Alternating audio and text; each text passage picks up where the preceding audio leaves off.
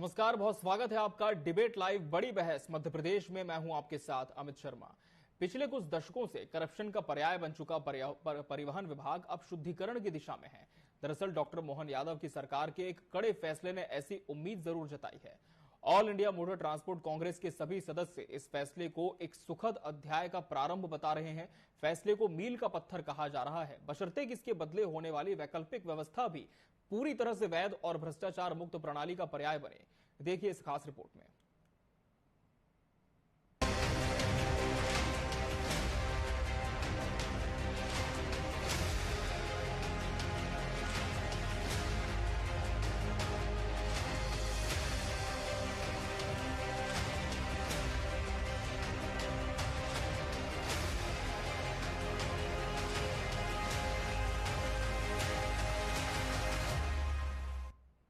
1 जुलाई 2024 को मध्य प्रदेश के मुख्यमंत्री डॉक्टर मोहन यादव ने घोषणा की थी कि प्रदेश भर में चल रहे परिवहन चेक पोस्ट नाकों को तत्काल प्रभाव से समाप्त किया जाता है। परिवहन चेक पोस्ट पर अवैध वसूली के चलते देश भर से आने जाने वाले ट्रांसपोर्टर्स को बड़ी परेशानी का सामना करना पड़ रहा था। आरोप थे कि इन चेक पोस्टों पर नियुक्त अधिकारियों के संरक्षण में अवैध रूप से वसूली का कारोबार खूब फल फूल रहा था। मुख्यमंत्री डॉक्टर मोहन यादव के पास जब इस बात की शिकायतें पहुंची तो उन्होंने इसकी सूक्ष्मता से जांच कराई और सही पाए जाने पर तत्काल प्रभाव से परिवहन चेक पोस्ट को बंद करने का निर्णय लिया। कल 1 जुलाई से विभिन्न जो आरटीओ के चेक पोस्ट हैं, जो राज्य से बाहर के आवागमन के वाहनों के लिए अपनी भूमिका अदा करते हैं, इन सारे चेक पोस्ट पर सभी जिला प्रशासन के साथ हमने तालमेल करने के लिए और यहाँ होने वाली अव्यवस्थाओं के लिए, खास करके जबरन वसूली के या अन्य प्रकार की जो शिकायतें मिलती रहती है, इनको सबको दूर करके साफ सुथरे ढंग से जो आरटीओ का अपना मूल काम है उस काम को करने के लिए प्रबंधन किए गए। मैं आपके माध्यम से बताना चाहूँगा कि मध्य प्रदेश में शासन सुशासन के लिए जाना जाता है और मेरी अपना प्रयास है कि जहाँ जहाँ भी कोई शिकायतें आएगी सरकार वहाँ सख्त कार्रवाई करेगी। हाल ही में पुडुचेरी में एआईएमटीसी की 216वीं कार्यकारिणी समिति का आयोजन हुआ। All India motor transport Congress ने मध्य प्रदेश में 1 जुलाई 2024 से अवैध बॉर्डर चेक पोस्ट को समाप्त करने का वादा पूरा करने के लिए मुख्यमंत्री डॉक्टर मोहन यादव के नेतृत्व में मध्य प्रदेश सरकार के समर्थन और सहयोग के लिए आभार एवं हार्दिक धन्यवाद का प्रस्ताव पारित किया। ट्रांसपोर्टर्स ने डॉक्टर यादव के निर्णय की सराहना की और इसे ऐतिहासिक बताते हुए मध्य प्रदेश की तरह अन्य प्रदेशों के मुख्यमंत्रियों से भी इस व्यवस्था को अपनाने की मांग की है। परिवहन मंत्री प्रताप सिंह जी का और सबका धन्यवाद करते हैं, ताकि हम आगे भी जो है इन लोगों की वजह से आज हमारा जर्नी सीमलेस हो गया है। आज हमारा जो टाइम वेस्ट होता था, वो अवैध वसूली होती थी, वो खत्म हो गई है। और आगे भी हमने आपको प्रॉमिस करके जाते हैं कि 3 स्टेट जो बची हैं, ये तीनों का भी, छत्तीसगढ़, महाराष्ट्र और कर्नाटक, इसका भी जल्दी से जल्दी समाधान करेंगे और बिल्कुल गाड़ियों को सीमलेस चलाएंगे।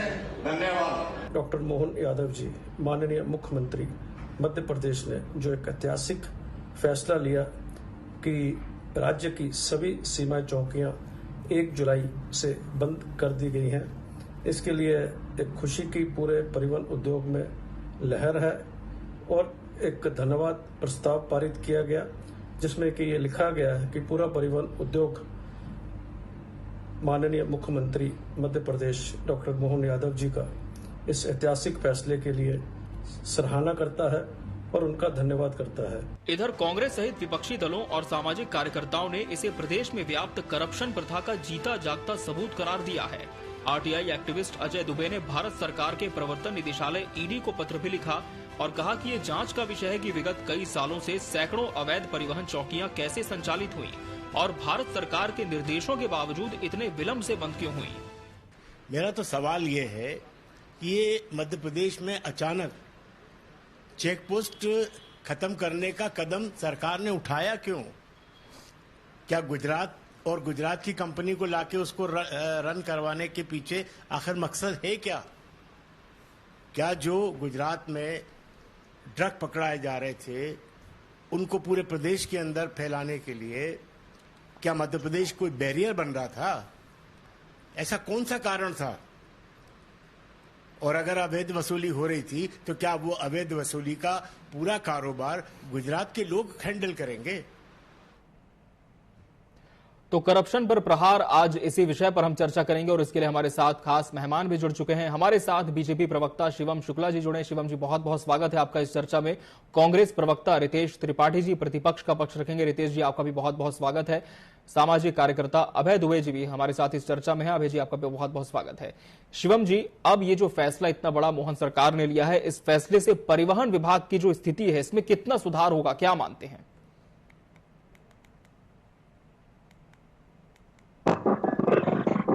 जी,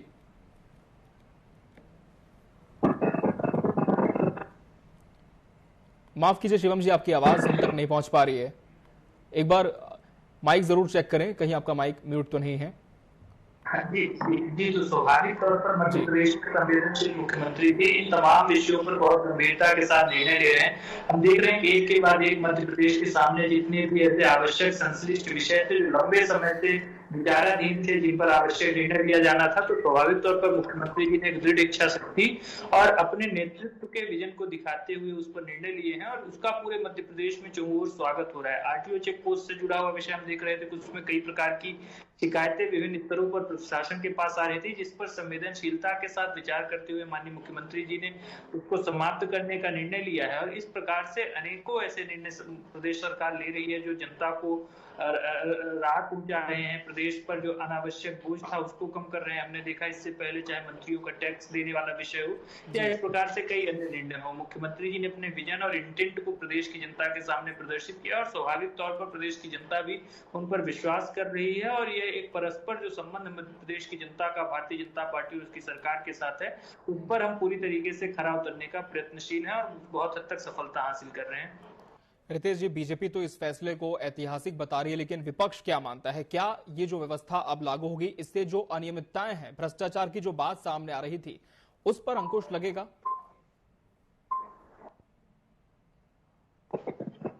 जी,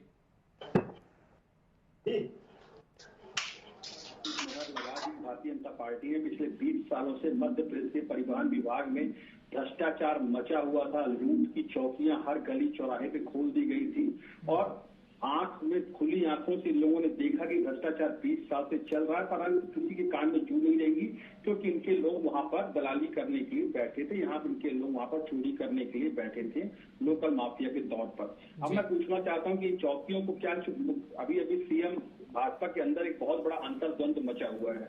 मोहन यादव जी को अपने आप को स्थापित करना और शिवराज सिंह छोड़ने को मध्य प्रदेश तैयार नहीं है। ऐसी परिस्थितियों में धड़ाधड़ मोहन यादव जी फैसले लिए जा रहे हैं, पर मैं आपसे पूछना चाहता हूं, मात्र चौकियां हटाने से होने क्या वाला है? क्या मध्य प्रदेश में ओवरलोडिंग बंद हो जाएगी? क्या मध्य प्रदेश में अवैध उत्खनन बंद हो जाएगा? मध्य प्रदेश की नदियां अवैध उत्खनन का गढ़ बन चुकी हैं। कोई भी ऐसी नदी, चाहे नर्मदा हो, सतलज हो, सोन हो, झेलम, कोई भी ऐसी नदी मध्य प्रदेश के अंदर बची नहीं है। कोई भी ऐसी रोड नहीं है जो ओवरलोडिंग के कारण, यहाँ पे तीन टावर बैठे हुए हैं और ये भगवान राम की कर्मस्थली चित्रकूट है।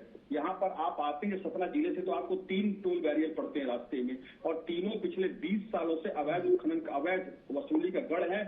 जो भी गाड़ियां यहाँ से, ये पूरे क्षेत्र में लाइमस्टोन, लेटराइट और बॉक्साइट, इन तीनों का यहाँ पर प्रचुर मात्रा में पाया जाता है। ये सारी गाड़ियां नेपाल, गोरखपुर और उत्तर प्रदेश में यहाँ से पार होती हैं और जो ठेका इन टोल बैरियर पे बैठ के लेते हैं, जो पुलिसकर्मी रहते हैं, आप उनकी संपत्ति का पता करिए। जिसने जो भी पुलिसकर्मी या जो भी व्यक्ति टोल में 2-3 साल रहा है, वो अरबपति हो गया, करोड़ों रुपए उसने कमाए, दिन रात कमाए हैं और लोगों की गाड़ियां रात साथ करवा दी है। लोगों को इतना प्रताड़ित किया गया। तो 20 साल से तो मैं पूछना चाहता हूँ, जो 20 सालों में लोग को भुक्तभोगी बने हैं, जो कष्ट झेला है, जो पैसे दिए हैं, जो उनसे अवैध वसूली की गई है, इसकी जिम्मेदारी कौन लेगा? जब आपने इस बात को कबूल लिया है कि आप पिछले 20 सालों से खुली आंखों से सरकार भ्रष्टाचार के सहयोग दे रही थी और इन चौकियों पे लूट हो रही थी, तो उस लूट की जिम्मेदारी कौन लेगा? उन लोगों को पैसे कब तक में लौटाए जाएंगे और इसकी जिम्मेदारी किसके सर में मानी जाएगी? पहली बात। दूसरी बात, सिर्फ एक खाना पूर्ति कर देने से काम नहीं चलने वाला। मध्य प्रदेश में भी अभी भी लाखों लाख बसें ऐसी चल रही हैं जो चलता फिरता मौत का कुआं है, किसी भी समय बड़ी दुर्घटना को और गाहे बगाहे। तीसरी बात, स्कूलों में जो बस जा रही है, स्कूलों में जो ऑटो जा रहे हैं, बच्चों को ठूस कर भरा जाता है, चाहे इंदौर हो, चाहे रीवा हो, चाहे ग्वालियर हो। समय समय पर हमारे हजारों नन्हे मुन्ने बच्चों को इन ऑटो और इन आरटीओ नियम के जो परिवहन नियम की अवहेलना कर रहे हैं, इनकी अवहेलना करने में बच्चों की बलि चढ़ जाती है, तो सरकार सिर्फ खाना पूर्ति ना करे, ऐसे नियमों का कांग्रेस भी स्वागत करती है, पर ये मात्र औपचारिकताएं न बन के रह जाए। तो कांग्रेस की चिंता है कि मात्र ये औपचारिकताएं एक घोषणा न बन के रह जाए, बल्कि धरातल पर इसमें काम होना चाहिए। लेकिन अजय जी, एक पत्र भी लिखा गया है। अब आपसे यही हम जानना चाहेंगे कि ये जो फैसला है ये किस तरह से अपना प्रभाव छोड़ेगा, क्या आपका विश्लेषण कहता है? देखिए, मैं अभी जो डिबेट सुन रहा था उसमें कांग्रेस बीजेपी की राजनीति से अलग हटके मैं आपको बता दूं कि जो ट्रांसपोर्ट है, ये एक्साइज डिपार्टमेंट है, इनका करप्शन कोई भी राजनीतिक दल खत्म नहीं करना चाहता है। यदि 20 साल से भाजपा सरकार है तो बीच में 18 महीने कमलनाथ सरकार भी रही। कार्यप्रणाली ट्रांसपोर्ट की, भ्रष्टाचार की बिल्कुल वही की वही रही। आप आश्चर्य करेंगे कि परिवहन विभाग या परिवहन आयुक्त या चौकियों के बारे में कभी विधानसभा में बहस नहीं होती। कभी आपने ये नहीं देखा होगा कि परिवहन आयुक्त या परिवहन विभाग के भ्रष्टाचार को कोई कांग्रेस का विधायक या कोई भाजपा का विधायक उठा के सदन में किसी गंभीर मुद्दे पे बहस करे। ये दलगत विषय मेरे को लगता है बहस का नहीं है। केवल आम नागरिक जो अनुभव करता है, जो मीडिया देखता है, यदि हम उस नजरिए से देखें तो अभी त्रिपाठी जी ने बहुत अच्छी बात कही कि भाई जो सुप्रीम कोर्ट गाइडलाइन है बच्चों के लिए, कि बच्चों की जो बसें हैं उनकी हालत सबसे पहले हमें सुधारनी होगी। कहीं ना कहीं मध्य प्रदेश में इसकी घटना होती रहती है कि बस का कहीं ब्रेक फेल हो गया, कहीं टकरा गए, ऑटो में, 4 व्हीलर में बच्चों को ठूस के ले जा रहे हैं। ये आरटीओ का काम है, और आरटीओ जो आता है वो एक पूरा दाम दे के आता है, उसको जिला मिलता है और उस जिले में आसानी से वो हटता नहीं है, चाहे कितनी भी गंभीर समस्याएं हो जाएं। आज आपको आश्चर्य होगा जब आप बहस कर रहे हैं कि भोपाल में आरटीओ का पद खाली है। भोपाल के आरटीओ का पद अन्य डिस्ट्रिक्ट के, राजगढ़ के अधिकारी को दिया गया है 4। जब मध्य प्रदेश के मुख्यमंत्री बात करते हैं परिवहन पे सुधार की, तो सबसे पहले हम राजधानी को देखते हैं। राजधानी में आरटीओ का पद खाली है। दूसरा, केंद्रीय मंत्री नितिन गडकरी साहब ने कहा था कि मध्य प्रदेश के जो आरटीओ या ट्रांसपोर्ट ऑफिसर्स है वो चंबल के डाकू जैसे हैं, ऐसी वसूली करते हैं। तो ये तो केंद्रीय मंत्री ने स्वयं कहा। 3 साल से केंद्रीय मंत्री कह रहे हैं कि परिवहन चौकियों को बंद करिए, तो 3 साल तक भाजपा सरकार ने उसको बंद नहीं किया। बिल्कुल। अब आपको आश्चर्य होगा कि वर्तमान में जो इन्होंने मोबाइल चौकियां जो स्टार्ट करी हैं, जिसपे वो गाड़ियों पे चलेंगे और मॉनिटरिंग करेंगे, हमारा कहना है कि उसके साथ उन्होंने ये निर्णय लिया था कि बॉडी वॉर्न कैमरा पे रखेंगे, उसके साथ वो बेहतर आईटी के और उपकरण रखेंगे, मॉनिटरिंग होगी।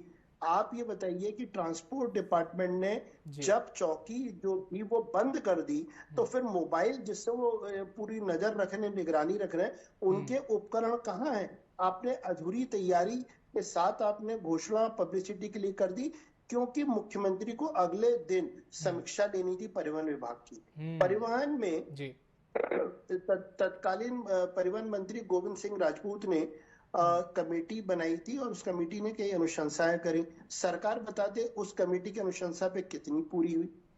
वहां पर जो भी अधिकारी आता है खुले तौर पर, एक निश्चित तौर पर, ये कांग्रेस बीजेपी की बात नहीं है, निश्चित तौर पर ट्रांसपोर्ट डिपार्टमेंट सत्ताधारी दल को ऑक्सीजन देता है और उस पर जो भी व्यक्ति पदस्थ होता है वो उसके पैसे देते हैं।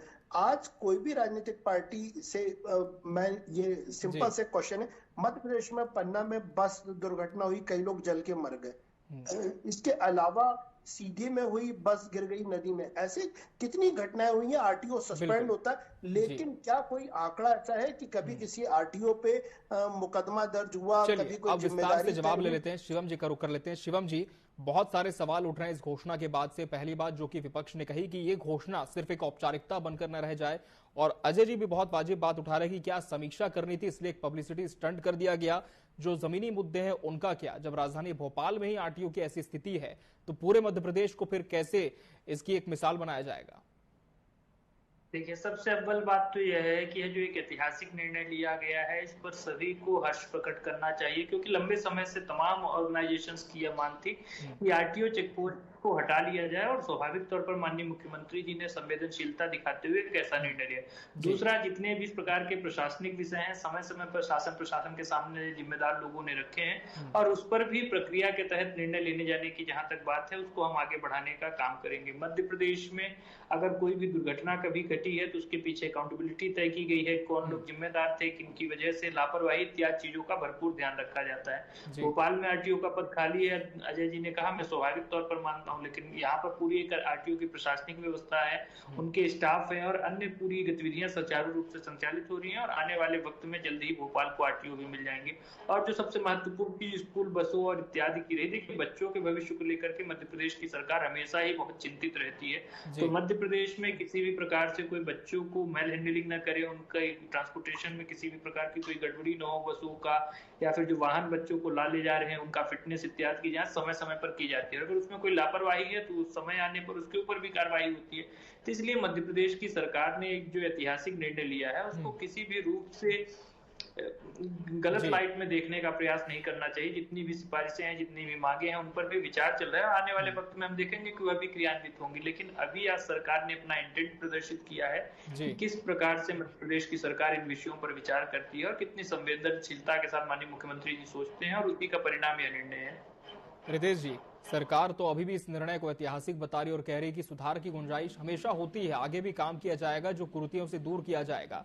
लेकिन बतौर विपक्ष क्या सुझाव अब सरकार को देना चाहेंगे कि क्या कमियां हैं, फौरी तौर पर किन पर सबसे पहले ध्यान देने की सरकार को जरूरत है?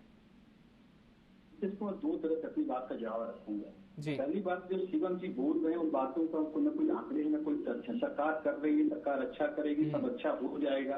अरे 20 साल से लूट मची हुई है, क्या कर रहे हो? आज भी अभी आपने 2 दिन पहले टोल वैलिया में किस तरह से स्कॉर्पियो में लोगों को पटक पटक के मारा गया, ये वीडियो आपने देखा होगा। बहुत पूरे प्रदेश में, पूरे देश में वीडियो गया। मध्य प्रदेश का वीडियो तो शिवपुर के आसपास का वीडियो था। ऐसा कोई दिन नहीं होता कि मध्य प्रदेश के टोल वैलिया में लोगों के साथ मारपीट न की जाए, बहू बेटियों को छेड़ा न जाए, गुंडों के हाथ में पूरे टोल वैलिया। क्या बात कर रहे हैं कांग्रेस के प्रवक्ता? आप सुन लीजिए, आप सुन लीजिए, बात पूरी करने दीजिए, वो उसी पर आ रहे हैं जी। रितेश जी, आपकी बात पूरी करें जी। मैंने आपको बोलने का मौका दिया, सुन लीजिए। तो आप पूरे मध्य प्रदेश का ये आंकड़ा पूरे देश के सामने हमेशा जाता है। दूसरी बात में आता हूं, इनने आज तक जिन लोगों ने जैसा सवाल आप सुनेंगे शिवम जी, मैं आपसे जवाब जरूर लूंगा इनके आरोपों पर, पहले बात पूरी करने दीजिए उनको, आपको पूरा मौका दिया था जी। मर गए, आरटीओ के ऊपर क्या कार्रवाई हुई? आज भी वो आरटीओ अधिकारी के रूप में काम कर रहे हैं। नहर में सीधी की बस डूबी, क्या कार्रवाई हुई? आज भी व्यक्ति काम कर रहा है। जो व्यक्ति जिस जगह का आरटीओ है, आप उसकी संपत्ति का पता करिए, वो अरबपति बन गया। प्रदेश में लाखों बसें बिना किसी डॉक्यूमेंट की फॉर्मेलिटीज के घूम रही हैं, लाखों लोग ऐसे ड्राइवे चला रहे हैं।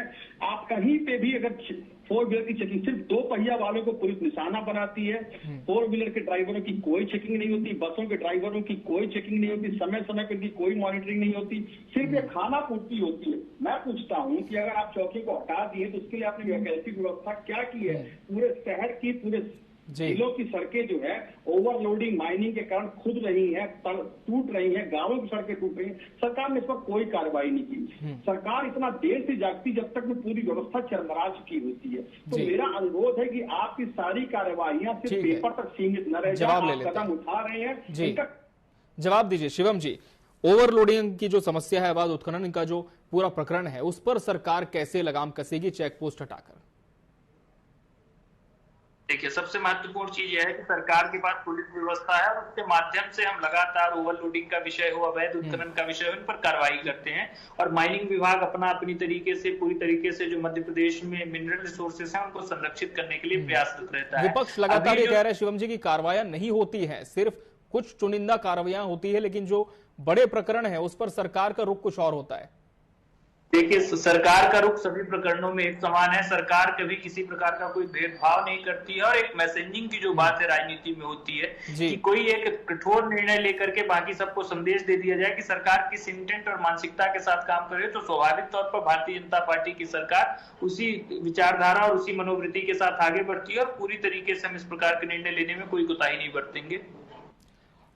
अजय जी, लगातार यही कहा जा रहा है बीजेपी की तरफ से कि निर्णय ऐतिहासिक है, लेकिन करूंगा अमित जी इन्होंने कहा पुलिस इन सब विषयों पर कार्रवाई करेगी। मैं बताना चाहता हूँ ओवरलोडिंग और माइनिंग जो एरिया है वो पुलिस के अंदर नहीं आता है, ये पूरा माइनिंग डिपार्टमेंट पे आता है एक बात, और दूसरी बात इसकी रिपोर्ट में आरटीओ के अंदर में होती है। तो मैं चाहता हूँ सीएम जी से तैयारी के साथ बैठे, आंकड़ों के साथ बैठे, हम करेंगे, हो जाएगा, अच्छा हो जाएगा। वही शिवम जी कह रहे हैं कि पूरी तैयारी, इसी पर मैं जवाब ले रहा था अजय जी से। अजय जी, अब जो एक वैकल्पिक व्यवस्था की बात की जा रही है, इसके तौर पर क्या कदम सरकार की तरफ से उठाए जाने चाहिए? देखिए, वैकल्पिक जो व्यवस्था पे सरकार ने बात कही थी कि वो मोबाइल पे परिवहन विभाग के जो अफसर हैं वो मॉनिटरिंग करेंगे और नजर रखेंगे जी। इसके अलावा ये जो खनिज के मामले में भी कहा गया है कि जीपीएस लगवाया जाएगा हर रेत खनन या माइनिंग में अन्य कोई भी संसाधन को जो खनिज लेके आएगा जी, इस गाड़ी में जीपीएस लगा है।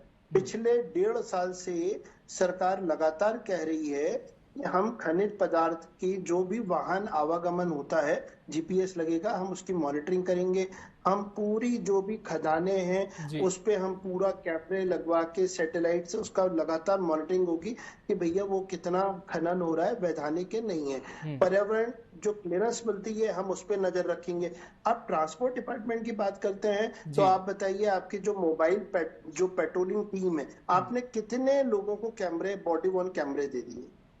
मुद्दा ये है कि भ्रष्टाचार खत्म करना वर्तमान में सरकार बोल बहुत सकती है, घोषणा बहुत कर सकती है, बट आम नागरिक की तरफ से यदि आप जमीन पे जाइए तो अभी आप किसी भी नाके पे चले जाइए, व्यवस्था बिल्कुल वैसी चल रही है।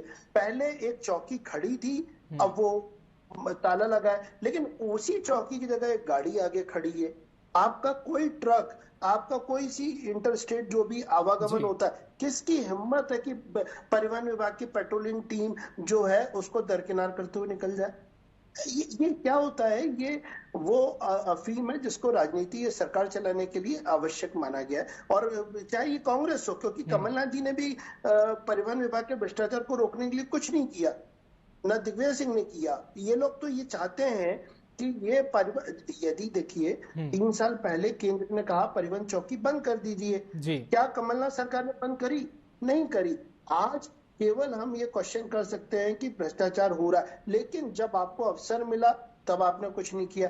और भाजपा सरकार से तो उम्मीद करना इसलिए भी व्यर्थ है क्योंकि वर्तमान में जो इन लोगों ने पेट्रोलिंग टीम बनाई है उनके पास कैमरे नहीं है, कोई आईटी के उपकरण ही नहीं दिए हैं। जी बिल्कुल, तो ना सिर्फ घोषणाएं करने से बल्कि धरातल पर काम करने की यहां पर आवश्यकता है। चेक पोस्ट तो हटा दिए गए हैं, लेकिन देखना होगा कि वैकल्पिक व्यवस्था के तौर पर क्या कुछ कदम उठाए जाते हैं। बहरहाल चर्चा के लिए समय हमारे पास इतना ही था। आप सभी मेहमानों का बहुत बहुत धन्यवाद हमसे इस चर्चा में जुड़ने के लिए और इसका हिस्सा बनने के लिए।